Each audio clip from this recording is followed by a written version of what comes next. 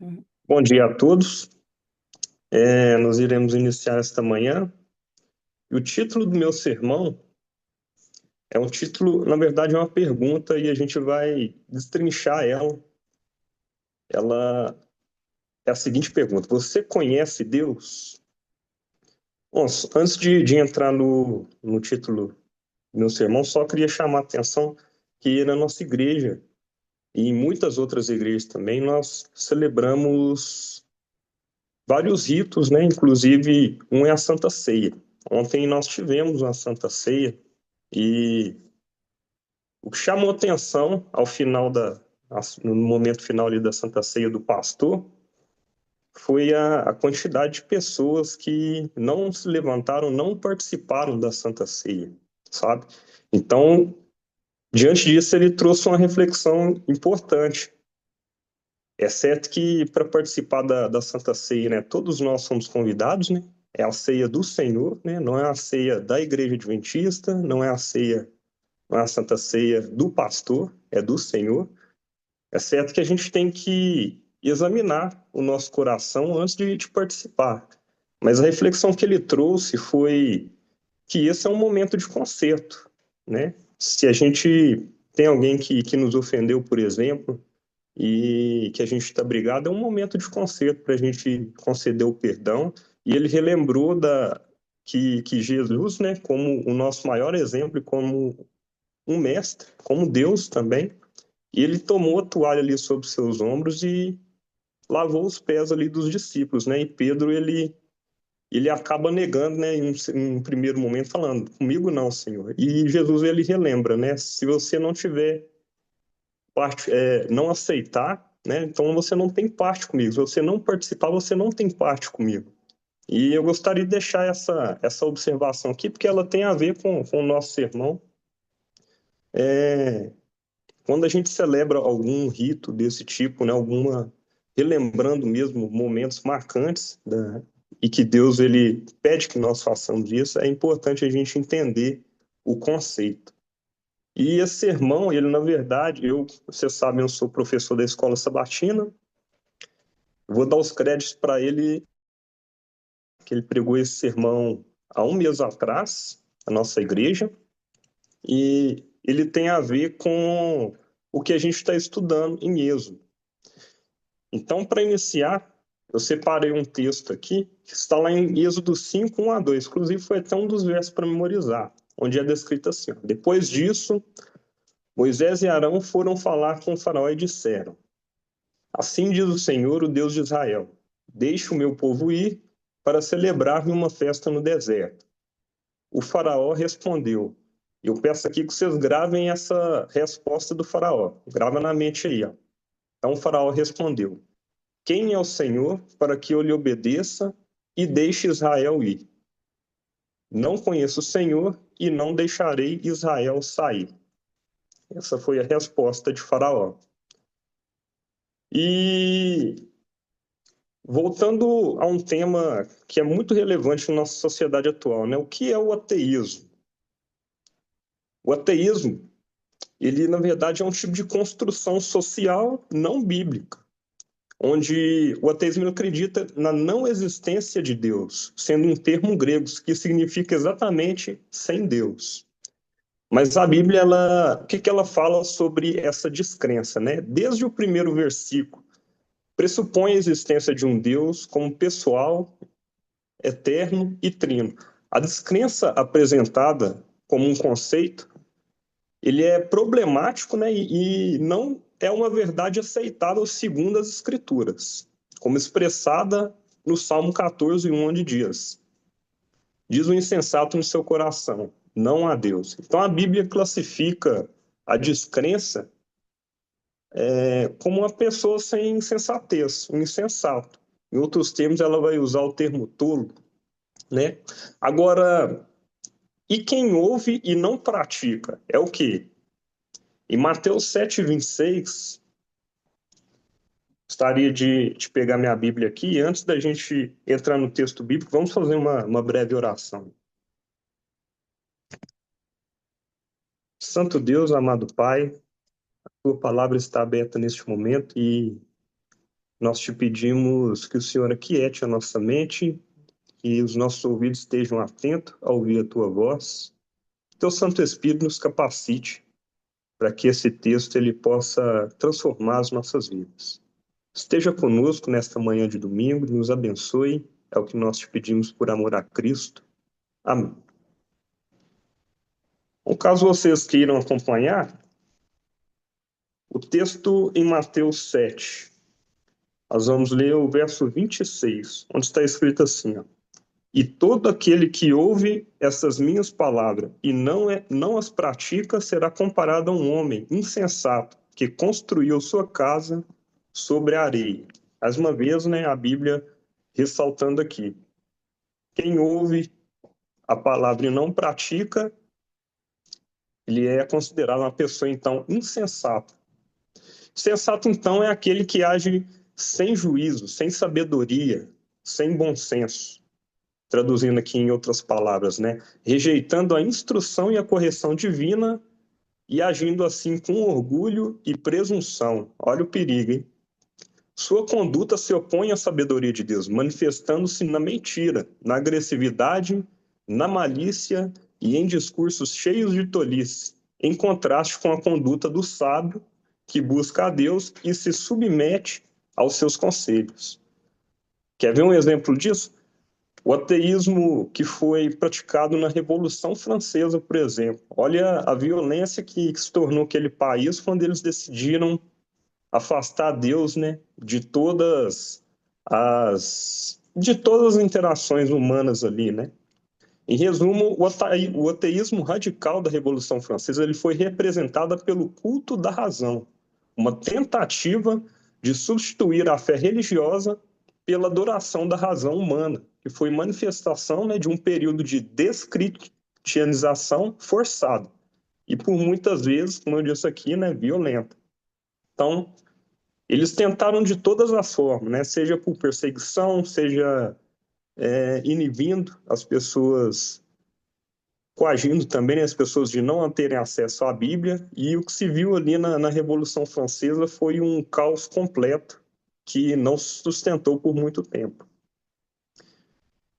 Aí, avançando, nós podemos ver aqui também vem o seguinte questionamento: quem é ateu na Bíblia? Agora voltando para o caso de Faraó. Em Mateus 12:30, Jesus ele vai falar assim: quem não é por mim é contra mim, e quem comigo não se ajunta, espalha. Então, o Faraó, voltando àquela resposta que ele deu, eu vou só relembrar os irmãos aqui, ó, onde Moisés ele fala, né? Deixe o meu povo ir para celebrar uma festa no deserto, e a resposta dele foi: quem é o Senhor para que eu lhe obedeça e deixe Israel sair? O Faraó, ele não era um ateu no sentido social. Por que disso? Faraó, ele cria em deuses. Ele cria nos deuses do Egito. E ainda pior ainda, ele achava que ele também era um deus. Na verdade, Faraó, ele estava em um comportamento contrário à vontade de Deus, né? Ele era contra Deus. A gente pode resumir o seguinte aspecto: Faraó, ele não conhecia a Deus. E o conhecimento na Bíblia, que é o centro da pregação desta manhã, eu quero deixar esse conceito que o conhecimento na Bíblia ele é diferente. E eu vou dar alguns exemplos. Em Gênesis, por exemplo, se a gente for ler os versos 1 a 7, eu quero ler com você só para contextualizar, que é aquela história em ocasião do nascimento de Caim. O que fala aqui a partir do verso 1, capítulo 4 de Gênesis? Adão teve relações com Eva, a sua mulher. Ela ficou grávida e deu à luz a Caim. Então ela diz: adquiri um varão com o auxílio do Senhor. Depois deu à luz a Abel, irmão de Caim. Abel foi pastor de ovelhas e Caim foi agricultor. Aconteceu que, ao fim de um certo tempo, Caim trouxe do fruto da terra uma oferta ao Senhor. Abel, por sua vez, trouxe das primícias de seu rebanho e da gordura deste. O Senhor se agradou de Abel e de sua oferta, mas de Caim e de sua oferta não se agradou. Caim ficou muito irritado e fechou a cara. Verso 6. Então o Senhor lhe disse: por que você anda irritado e por que essa cara fechada? verso 7. Se fizer o que é certo, não é verdade que você será aceito? Mas se não fizer o que é certo, eis que o pecado está à porta, à sua espera. O desejo dele será contra você, mas é necessário que você o domine. Então, Caim, ele tinha um conhecimento objetivo. Ele sabia o que fazer, que era apresentar a oferta ao Senhor, e como fazer, que ele era agricultor, certo? Abel, porém, ele demonstrou um conhecimento experiencial, pela fé, uma fé prática, né? Vamos colocar em termos mais simples, uma fé prática. Pela fé, Abel ofereceu os melhores sacrifícios de suas ovelhas, mostrando um conhecimento profundo e um relacionamento íntimo com Deus. Tá vendo que os dois tipos de conhecimento são diferentes? Tem o conhecimento que você tem a experiência e sabe profundamente o porquê daquilo, e tem um conhecimento que é o superficial, né? É onde a gente pode pegar alguns exemplos, né? Muitas pessoas vão na igreja e acham que isso, o ato de ir à igreja já é um ato de se consagrar, de se preparar. E não conhece profundamente, talvez porque não tem um relacionamento mais íntimo com Deus, né? Então Deus ele rejeitou a oferta de Caim. E essa oferta ela foi rejeitada porque, apesar de ter o conhecimento intelectual da adoração, faltava-lhe a fé e a obediência que caracteriza um relacionamento verdadeiro com Deus. O coração de Caim ele não estava alinhado com Deus. E ele usou apenas o conhecimento para satisfazer a si mesmo, não para um relacionamento mais profundo com o Senhor. Então, para ficar bem claro o porquê que Deus ele acaba rejeitando, de certa forma, não só Caim, né, mas às vezes quando a gente se achega a Deus para pedir as coisas, né, a gente tem que se examinar, né, como anda o nosso coração, qual que é a nossa intenção e se de fato a gente está fazendo aquilo com algum propósito egoísta.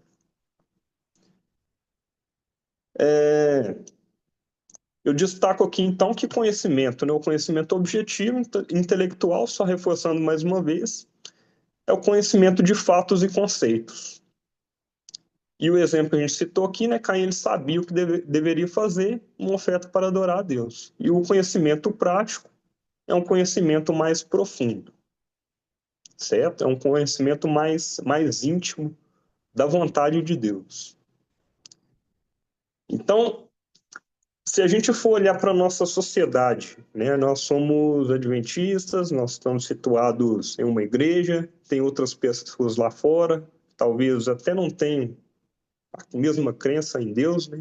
A crença em um Deus verdadeiro. Mas ao final dos tempos só vão existir duas classes de pessoas: os pecadores que aceitaram a Cristo e a outra são pecadores que não aceitaram a Cristo. Eu enfatizo isso para demonstrar que todos nós estamos na mesma condição, infelizmente, né? Após a entrada do pecado no mundo, todos nós somos pecadores. Mas Cristo ele aceita, né, aqueles que o aceitaram, certo? Então só vão existir essas duas classes de pessoa, não tem uma outra classe de pessoa especial que esteja a par das influências do pecado. E dito isso, né, nós podemos destacar 4 tipos de comportamento. Nós somos falhos, nós somos pecadores, mas a gente pode classificar 4 tipos de comportamentos que se alinham com o objetivo de demonstrar se realmente conhecemos a Deus ou não. A primeira classe de pessoas são as pessoas que não querem conhecer a Deus e, por isso, não ouvem a sua voz, e, por não ouvir a sua voz, não obedecem. O segundo tipo são as pessoas que conhecem, né? Querem conhecer a Deus, mas querem selecionar o que ouvem e, portanto, querem selecionar o que obedecer. Olha o terceiro tipo. São as pessoas que querem obedecer a Deus, mas sem antes conhecê-lo e sem antes ouvi-lo. É uma maneira também frustrada, né? Esses 3 primeiros revelam um comportamento perigoso, que leva a um relacionamento muito superficial e isso está nas nossas escolhas, né? É a forma como a gente se escolhe se relacionar com Deus. E o quarto tipo, que é o que eu oro a Deus que nós estejamos inseridos nessa categoria, são os que conhecem a Deus, ouvem a sua voz e, por isso, por ouvir a sua voz, lhe obedecem. Vendo que é uma progressão, um versículo-chave que expressa isso tudo que eu falei, né, o desejo de Deus de ser conhecido, está em Jeremias 24:7. Deixei separado aqui para a gente ganhar tempo também e não perder o raciocínio. Em Jeremias 24, no verso 7, está escrito assim, ó, e dar-lhe-eis coração para que me conheçam, porque eu sou o Senhor, e eles serão o meu povo, e eu serei o seu Deus, pois se converterão para mim com todo o seu coração. Outro versículo, Oséias 6,6, onde afirma que Deus deseja amor e conhecimento de Deus, né, dele mesmo, mais do que sacrifícios. Então, com isso, a gente pode chegar à conclusão que o foco da revelação das Escrituras é o conhecimento de Deus. Por que isso? O conhecimento ele gera obediência. Tem como eu agradar um Deus que é santo sem antes conhecê-lo? Não tem como, né? Vai dar errado. É até curioso, né? Só dando um exemplo aqui. Esses dias para trás eu estava participando de uma reunião online, negociações com o mundo árabe. Ali o apresentador ele estava demonstrando como que é a cultura, né? Como que você consegue, né, ter acesso ao mundo árabe e conversar mesmo com aquelas pessoas. Ele destacou que antes é fundamental a gente conhecer a cultura, né, culturalmente como eles se relacionam, né? E uma coisa que chamou atenção que no mundo árabe, o mundo árabe, na verdade, eles são os países que têm como a língua oficial o árabe. Então, todo país que tem como a língua oficial o árabe, ele faz parte, né, desse mundo árabe que eu estou citando aqui. E lá, é, ele cita uma coisa que eu achei muito interessante. Lá você não pode estender a mão para cumprimentar a mulher, de modo algum. Isso é tido como uma ofensa. Ela se sentir confortável, ela que estende a mão para você, então você pega, né, a mão dela e cumprimenta. Para nós aqui isso já é normal, né? Já é até uma falta de educação você chegar de repente na casa de uma pessoa e não estender a mão para ela, né? Imagina com Deus, que é um Deus santo. Se a gente não souber, a gente não tiver um relacionamento íntimo com Deus, a gente não conhecê-lo, como que a gente vai conseguir agradá-lo? Então a gente corre esses riscos, né, ao tentar fazer da nossa forma. E já caminhando para o fim, né, da pregação, eu quero destacar aqui um texto que está em Mateus 7, 21 a 23, onde muitos que não conhecem a Deus hoje, eles não serão conhecidos por ele naquele dia. Se vocês quiserem acompanhar a leitura, Mateus 7, a partir do verso 21, tem um subtítulo assim, ó, quem entra no reino dos céus? E aqui está escrito, nem todo o que me diz Senhor, Senhor, entrará no reino dos céus, mas aquele que faz a vontade de meu Pai que está nos céus. Muitos naquele dia vão me dizer, Senhor, nós não profetizamos em seu nome, e em seu nome não expulsamos demônios, e em seu nome também não fizemos muitos milagres? Então lhes direi claramente: eu nunca conheci vocês. Afastem-se de mim, vocês que praticam o mal. Voltando aqui para o tema da lição, um pouquinho. A gente chegou nesta lição que a gente recapitulou durante essa semana, num ponto central, onde Deus ele se revela como um Deus misericordioso, né? Nós tivemos ali a instauração de Israel como uma nação santa e algo que me chamou a atenção nessa lição, falando dessa misericórdia de Deus, é que eles ficaram 400 anos cativos e logo após sair, não são eles, e pela força deles, pelo intelecto deles, que vão conquistando as terras.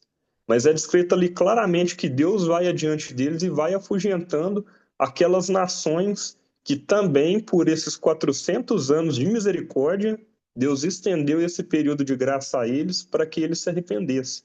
E como não houve arrependimento, houve o juízo. Então, muitas às vezes podem achar assim, nossa, mas que Deus injusto, né? Tá pegando um povo e expulsando o outro. Mas a gente tem que compreender, na verdade, que eles também tiveram esses 400 anos, enquanto o povo estava mantido como escravo, eles tiveram esse tempo de graça. E o relato bíblico diz que eles estavam pecando de contínuo. Estava cada vez mais pior, né? Então, é Deus quem avança frente às batalhas, né? Nós, das vezes, relatamos aqui alguns problemas em grupo, em comunidade, nós pedimos oração e é importante que a gente ore e suporte uns aos outros, mas a gente tem que ter a convicção é que Deus é quem avança diante das batalhas, diante dos problemas que nós enfrentamos aqui. Então, tendo isso em mente, a gente pode descansar no Senhor, né, e sentir a sua paz apesar das circunstâncias. Bom, esse é o resumo, né, o conceito que eu queria trazer aqui. Eu achei muito interessante, por isso que eu quis compartilhar com vocês. Eu havia dito, né, essa foi uma pregação extraída da nossa lição, foi pregada na nossa igreja no sábado pela manhã, por um dos anciãos, né, o Gilmar, e eu não podia deixar de trazer isso, compartilhar, né? Porque isso me impactou. E realmente, né, o conhecer de Deus, ele vai muito além do que a gente aprende sobre o que é conhecimento, né? Não dá realmente para a gente obedecer a Deus sem antes conhecê-lo e sem antes ouvir a tua voz. Por isso, a base, né, de todas as nossas orações, todos os nossos pedidos, tem que ser se humilhar mesmo e buscar meios, buscar formas de se relacionar cada vez mais intimamente com Deus. Esse é o meu desejo para todos nós nesta manhã. Pedir aos irmãos, então, que nós possamos fazer uma oração para poder finalizar e que esses conceitos que eu explanei aqui, ele seja assimilado, né, da melhor forma possível no coração de cada um de nós. Oremos.